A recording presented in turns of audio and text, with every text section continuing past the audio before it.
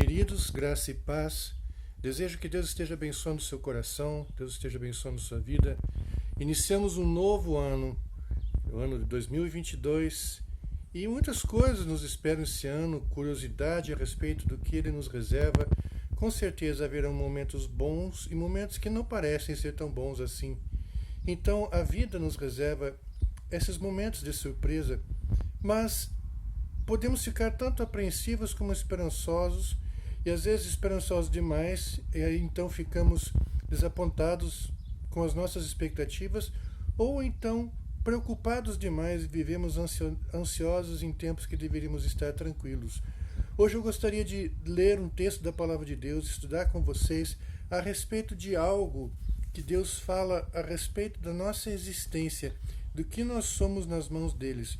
Eu quero abrir com vocês o texto de Jeremias, capítulo 18, versos 1 a 6, que diz assim: Palavra do Senhor que veio a Jeremias, dizendo: Dispõe-te e desce à casa do oleiro, e lá ouvirás as minhas palavras. Desci à casa do oleiro, e eis que ele estava entregue à sua obra sobre as rodas. Como o vaso que o oleiro fazia de barro se lhe estragou na mão, tomou a fazer dele outro vaso, segundo lhe pareceu. Então veio a mim a palavra do Senhor: Não poderei eu fazer de vós como fez este oleiro à casa de Israel? Diz o Senhor: Eis que como o barro na mão do oleiro, assim sois vós na minha mão, ó casa de Israel. Jeremias era um profeta que estava vivendo um tempo bastante difícil. Afinal de contas, ele estava administrando os últimos momentos de liberdade de Israel antes deles caírem sob o cativeiro babilônico e serem presos e serem escravos dos babilônicos por aproximadamente 90 anos.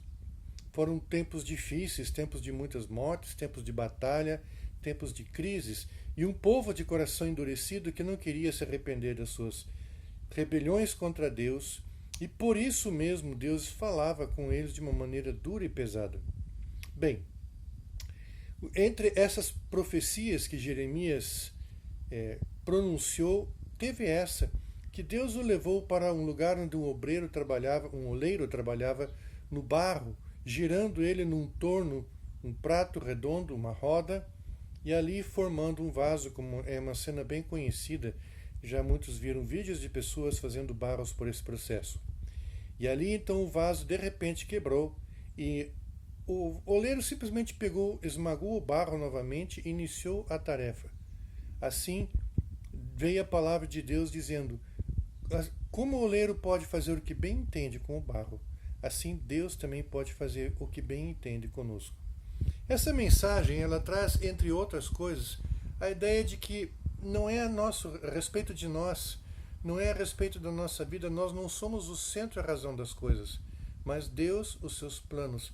Graças a Ele, os planos dele são bons, são de bondade, são perfeitos, e no final trazem paz, trazem alegria, trazem realização. Mas em alguns momentos podemos passar por situações que não são tão agradáveis assim e por alguns prejuízos pessoais para cumprir propósitos maiores que nós mesmos.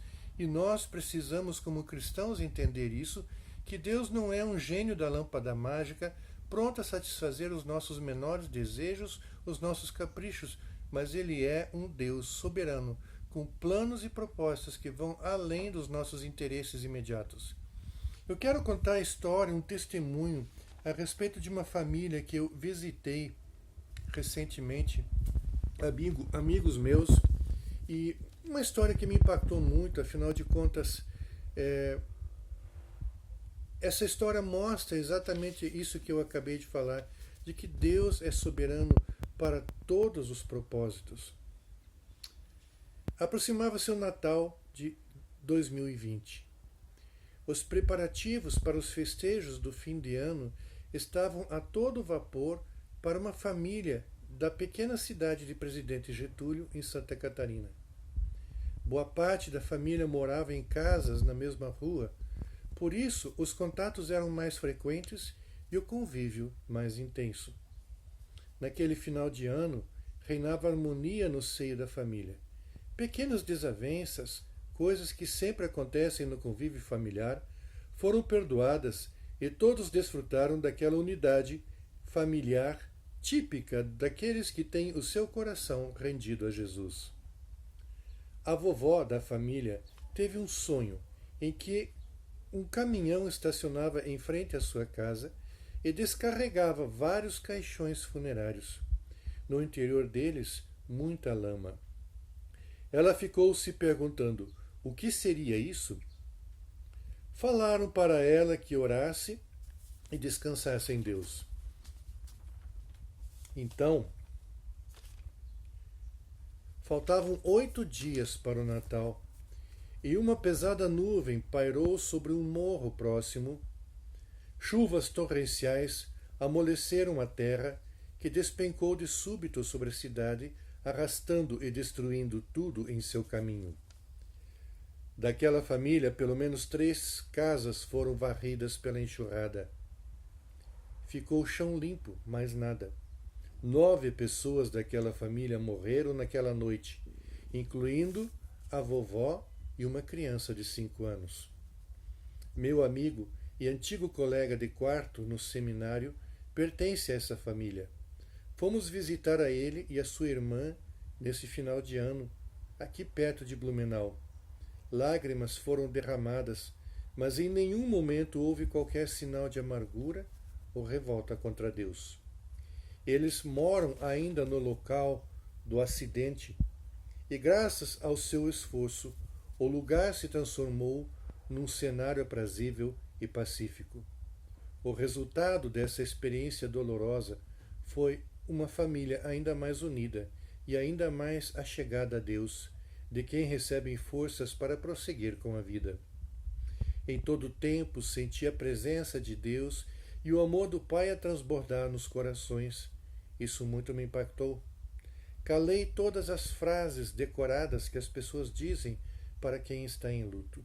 Elas não faziam sentido. Apenas sei que a mão forte de Deus os segura firme enquanto atravessam esse vale de dor e que um dia o testemunho deles trará frutos na vida daqueles que estão ao seu redor, observando aquilo, como eles lidam com uma situação tão difícil. Eu me impactei bastante porque eles perceberam, seja para momentos difíceis ou momentos tranquilos, Deus é bom o tempo todo, Deus é Senhor, Ele tem o direito de seguir os rumos que lhe parecem melhor, afinal Ele tem o discernimento para compreender o que é melhor para cada um de nós. Mas eu não sei o que o ano de 2022 trará para cada um de nós. Eu só sei de uma coisa: todos os fins, todas as coisas cooperam para o bem daqueles que amam a Deus, daqueles que são chamados segundo o seu propósito.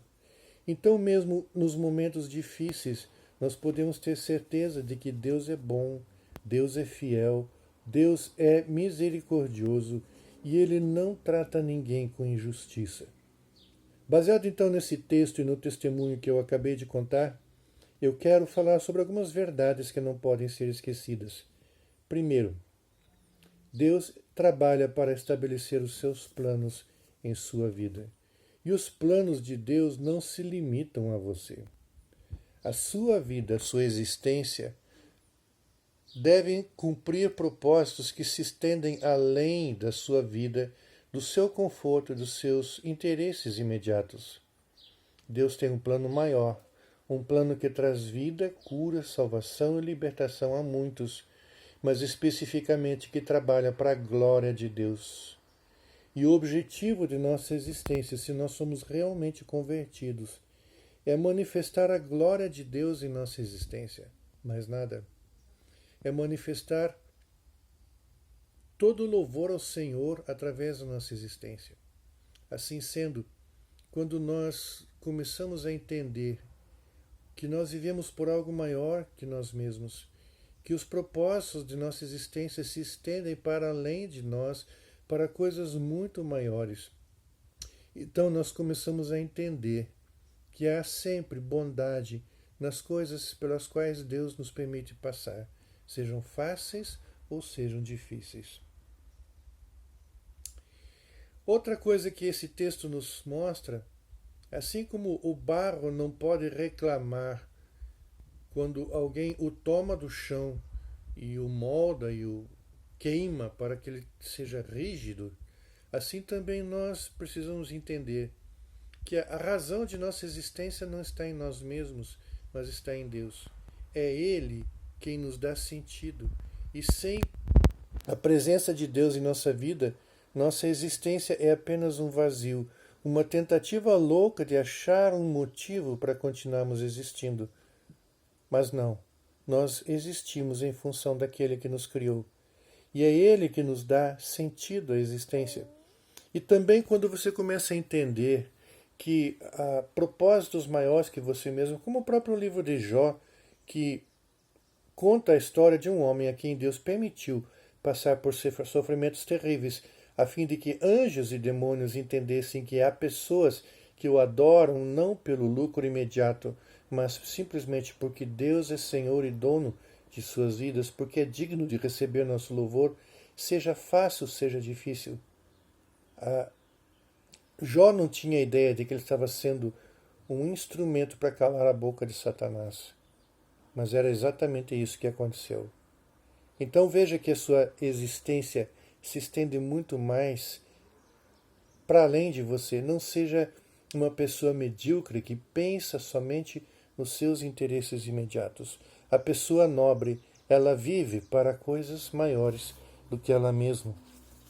Terceira coisa que nós vemos aqui. Se nós falharmos, Deus não desiste de nós.